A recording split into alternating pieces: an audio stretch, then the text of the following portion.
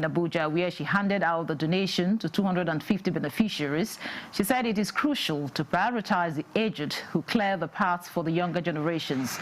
State House correspondent Adeni Itaiwo reports.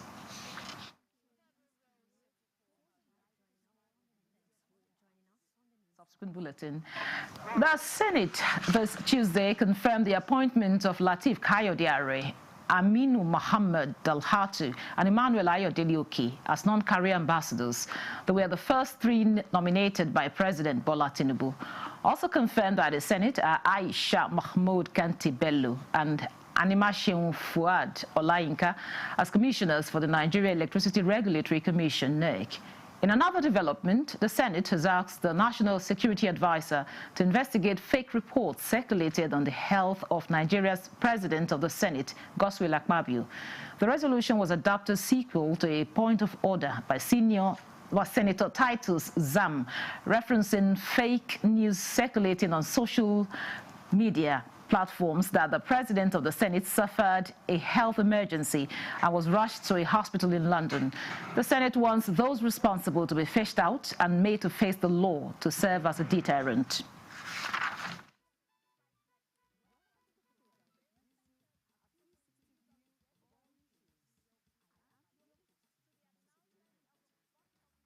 And they also said the former head of state, General Gowan, is dead when he was alive, attending the last Christmas carol.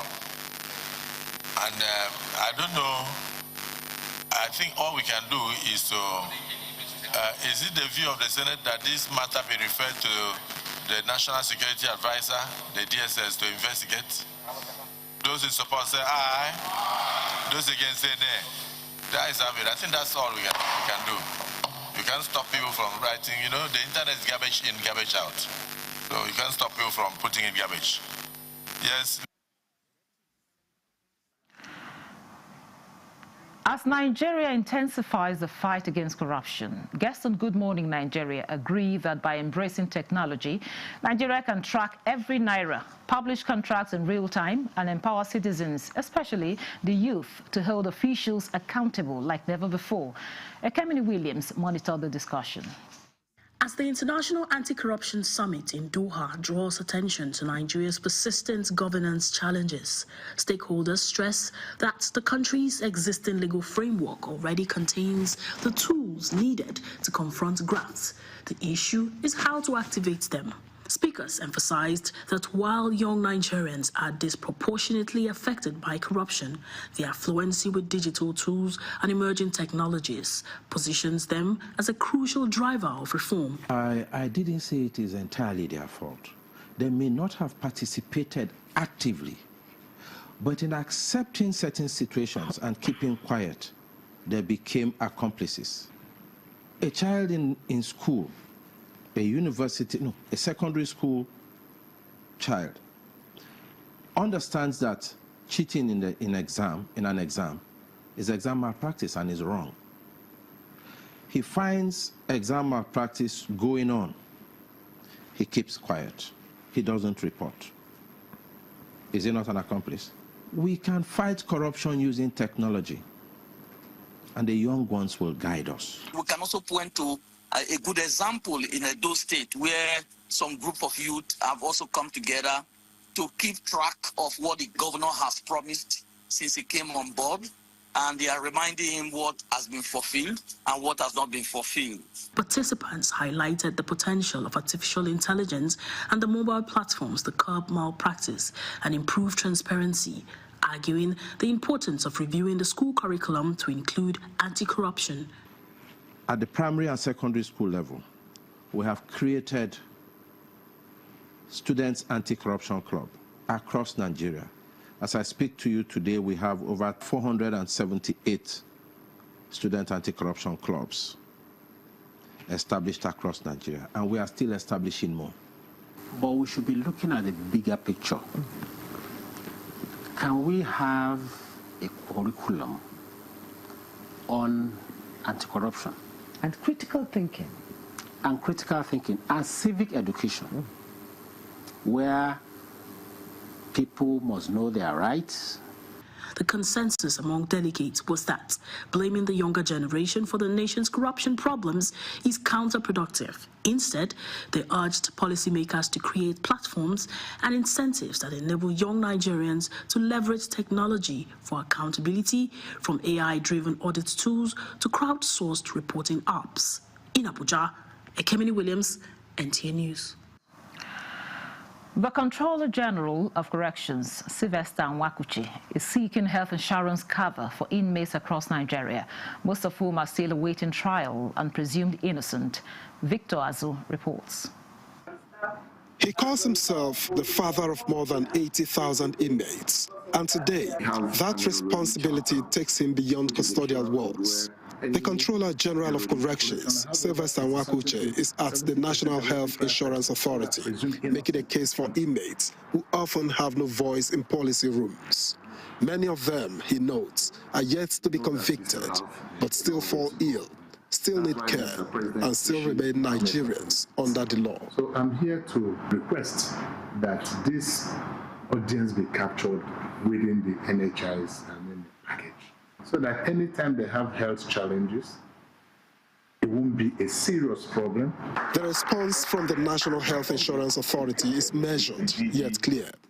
Its Director General, Dr. Kelechi Ohiri, says inmates, by virtue of their citizenship, are entitled to health coverage, and the authority is open to working out shared modalities for their enrollment.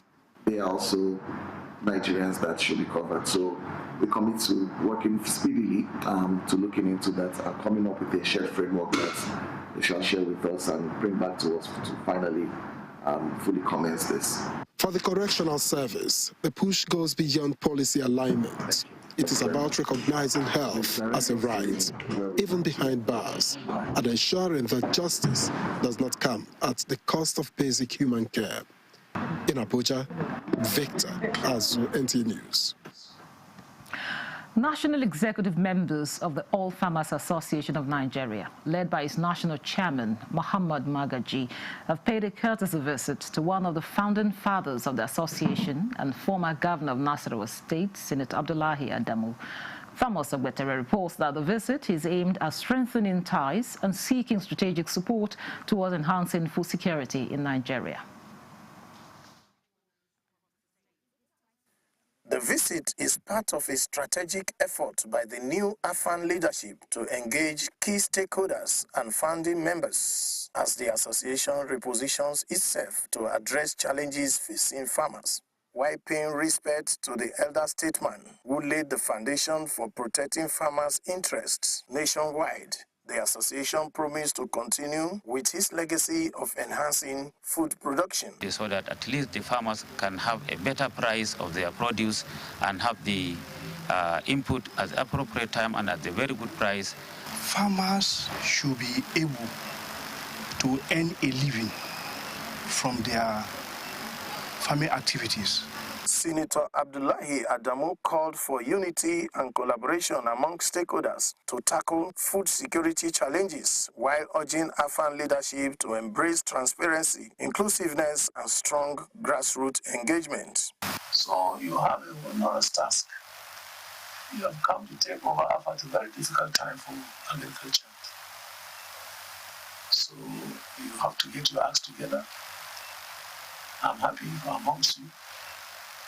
Two members of the National Institute is going to give you some guideline, advice as how you can get government to listen to you. Senator Abdullahi Adamu described the visit as timely, especially in view of the current challenges facing the agricultural sector and the urgent need to ensure food security in the country. In Abuja, Thomas Ogbetere, NTA News. Impacting the lives of widows, orphans, and less privileged members of the society is a commitment with inspiration that transformed into the Sunday and Omoikere Oriaran Foundation SOF, aimed at changing the lives of millions of vulnerable families. As expected, the 2025 6th edition of the end-of-year humanitarian outreach of SOF left a lasting impact on the lives of many. Ibrahim Belogunda captured the life-changing moments. Mental humanitarian gesture of Sunday and Omokere Oriaran Foundation touches the lives of widows, orphans and less privileged through its humanitarian outreach activities, which includes economic empowerment, medical outreach and palliative distribution consisting of foodstuff, provisions, toiletries and gifts. The 6th edition of the series is not different, as it touches the lives of over 2,000 widows, orphans and the needy with school materials, startup capital, clothing and medical care, among others, all in the spirit of Christmas. We are checking their well-being. So right here we have nurses, we have doctors and other health workers. The convener, Dr. Rose Oriaran Anthony and her siblings, believes the end of the year humanitarian outreach is an opportunity to continue to carry out the legacy of their parents by reaching out to widows, orphans, and the less privileged in the society. Not every Nigerian believes in charitable and humanitarian work. Many people have excess. We don't have this money, but from the little we have, we try to at least make a little impact, make some change. But we try to see if we can collaborate with well-meaning Nigerians who have. We have over 300 people learning different skills, from sewing to tailoring to even plumbing and all of those. We're growing. It's going to be a nationwide charity event very soon. I'm sure a lot of people will emulate that. Even personally, I'll go into it in my own little way. For the beneficiaries, the foundation is giving them lifeline and hope for a better tomorrow. Honestly, this is my first day of even knowing about them, and God have used them to bless my life. She arranged those things to help us where we will be widows. She was the one paying our school fees, so God bless her and provide for our family. They gave us even food and took some of us to schools. There were lots to eat, drink and share in the spirit of Christmas. In Abuja, Ibrahim Bella Gunda, NTA News. This is the news desk at 3 on NTA News 24. Stay with us for more reports after this break. Bathy Furniture's legendary final sale of the year is here. This festive season, enjoy extra savings on luxury and comfortable sofa sets, modern and functional dining sets, sophisticated and smart bed sets, and our royal collections, classy, premium, and truly exclusive. Shop 10 million naira and receive a complimentary Daisy tea set. Spend 15 million and take home a 65-inch smart TV. Go higher at 20 million and experience unmatched comfort with our exclusive massage chair. Visit our showrooms in Abuja, Lagos, Kano, and Enugu, or shop online. It's big, it's bold, it's unforgettable. It's Bathy Furniture. And the National Productivity Order of Merit Award goes to... tomato paste manufacturer to win the National Productivity Order of Merit Award by the Federal Government of Nigeria, endorsed by the Association of Private Medical Practitioners of Nigeria. This is an evidence of 100% natural goodness. Eat healthy to live longer. Buy now and enjoy up to 20% discount. Feel the power of precision, engineered to perfection. Every component is crafted with care, and each design is meticulously tested. From concept to creation, our engineers push the boundaries of technology, seamlessly blending performance and sustainability with a deep commitment to African ingenuity. Introducing the CNG Boss, a remarkable achievement in engineering designed to operate on compressed natural gas, a cleaner and more sustainable fuel alternative. At Innocent Vehicles, we proudly lead the way in creating greener mobility across Africa. And it doesn't stop there. From SUVs to sedans, spacious buses to electric cars, Innocent offers a wide range of models designed to meet every need. Innocent Vehicle, the pride of African roads. This is NTA News 24. Glad to have you back. As young Nigerian business owners seek to build a more resilient, innovative, and inclusive business environment, The Speaker of the House of Representatives, Tajuddin Abbas, has urged them to leverage opportunities provided by the renewed hope agenda of President Bola Ahmed Tinubu to strengthen collaboration between government and the private sector, assuring that the 10th Assembly is committed to building a policy environment that protects enterprise, rewards innovation, and gives young Nigerians the confidence to invest their talent and resources in the future of the country. Dennis Temple has more. In this hall are young business professionals drawn from diverse sectors of the Nigerian economy. They are united by a shared vision of enterprise, innovation, and national development. The gathering is the CEO's Network Africa Awards 2025, a platform designed to recognize excellence in leadership and celebrate enterprises driving growth despite economic challenges.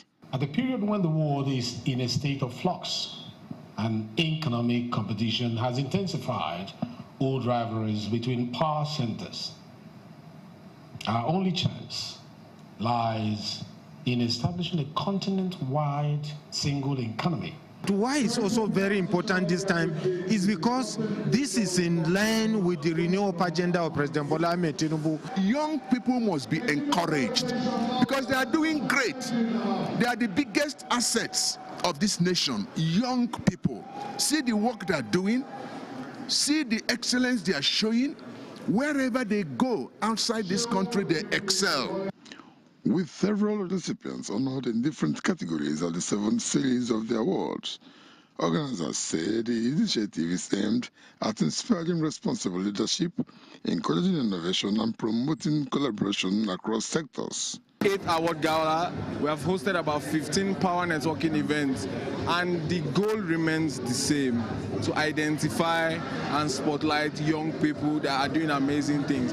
I feel excited because I know I wasn't the only one nominated for this category, and winning this particular award, it's a privilege that my work is being recognized for being the best premium quality Nigerian rice producer in Nigeria. Nigerian youths is to keep the strength going, to be resilient. The future is ours. The platform now that we have is unprecedented. Stakeholders agree that despite global economic uncertainties, partnership between government and business will remain central to building a more inclusive and competitive economy.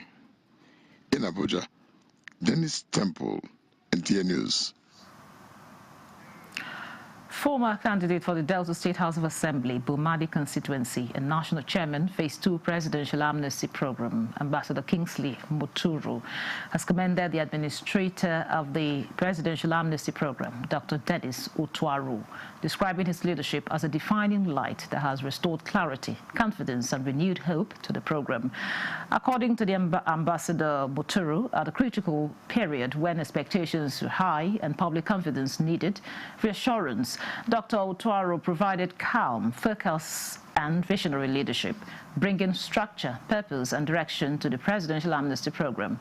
His administration, he noted, has rekindled trust among stakeholders and beneficiaries while realigning the program with its core mandate of peace, rehabilitation, and reintegration. He highlighted the leadership alternative dispute resolution and mediation training workshop as a clear reflection of Dr. Utwaru's forward-looking approach. Rather than allowing conflict to escalate, the administrator has prioritized capacity building, dialogue, and preventive peace mechanisms, laying a strong foundation for lasting harmony and effective reintegration. Ambassador Muturu salutes Dr. Utwaru for his courage, humility, and unwavering commitment to service, affirming that his leadership has not only strengthened the Presidential Amnesty Program, but has also restored faith in governance that listens, heals, and delivers real impact. In recent times, concerns have grown about the erosion of cultural heritage, particularly among younger generations. To address this, the Butura Community Abuja chapter has organized a roadmap and cultural heritage sensitization meeting.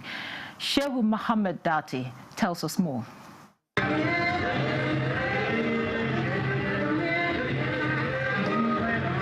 Butura community leaders, elders, and young people gathered to discuss preserving their cultural heritage and charting a way forward. Paper presentations highlighted the community's lifestyle, monuments, and culture. One of the key things we are trying to do is we have started that in our Bukurujos branch. We try to teach them the language, and then we try to teach them the culture and some other things.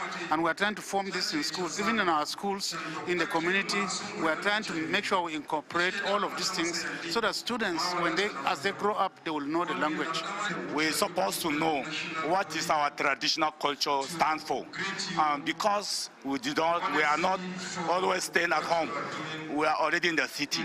That's why we invite our leaders, our traditional council to come. The meeting aims to sensitize all ages about the newly unveiled Butra Community Development Roadmap, a progress blueprint rooted in cultural heritage. The district head emphasized cultural pride as a foundation for measurable, tangible growth. We came here sincerely from the bottom of our heart to encourage you and to make sure you understand where Butra is going.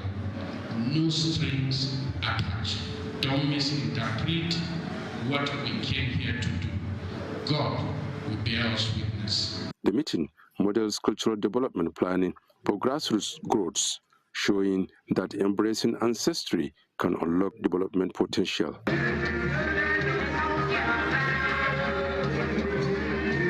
In Abuja, Shehu Muhammad Datti, NTA News. At a time when digital distractions continue to compete with children's attention, children's education and moral development took center stage as renowned writer and child advocate Teresa Oyibo-Ame officially launched 2 new children's storybooks aimed at shaping young minds through creativity and values. Alika Okpanachi-Arua reports that the books titled Mariomo and the Bowl of Cashews and The Rise of the Phoenix brought together educators, parents, literary enthusiasts and children, all united by a shared passion for reading in Abuja. Bright smiles and excited young readers defined the atmosphere as Teresa Oyibo-Ame unveiled her latest children's storybooks that promises adventure, humor, and values. Teresa Ame, who has authored 9 children's storybooks and runs the Anti-Talatu Read campaign, says the new books continues her mission of blending fun with moral lessons for young children. When we talk of adults who don't read, it's because we brought up children who don't read. We are trying to bring up children that can interact with children anywhere in the world on any topic. She crafts stories that children can enjoy, story that nurtures imaginations and honor the innocence of childhood. The launch also featured live readings, poetry, and interactive sessions, turning the events into a celebration of learning and creativity. There are books on the phones, so I would suggest them to go and listen to audiobooks or read e-books.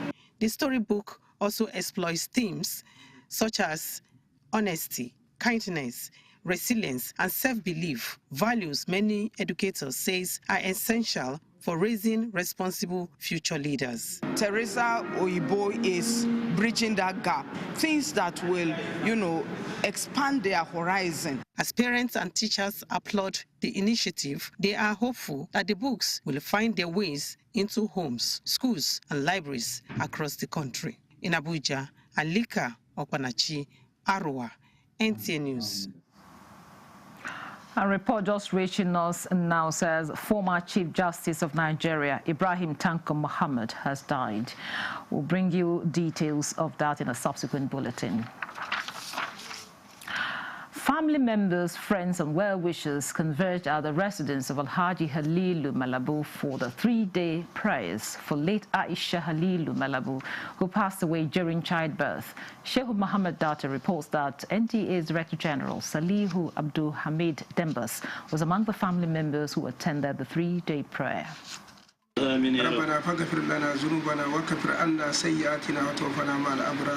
They gathered to offer 3rd-day prayers for one of their own, whom they described as a humble and devoted daughter, wife, and family member.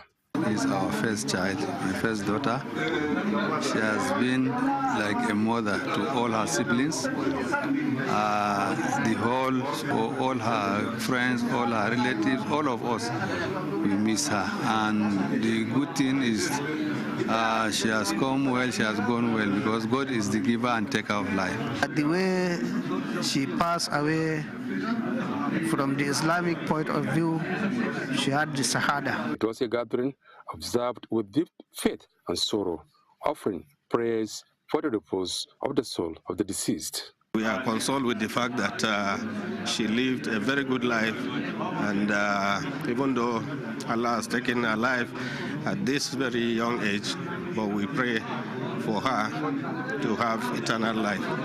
Even in her working place, everybody knows Aisha. She's very dedicated and committed officer in her office.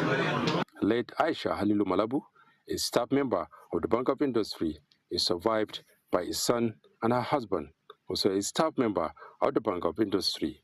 She passed away on Friday in Abuja during childbirth. In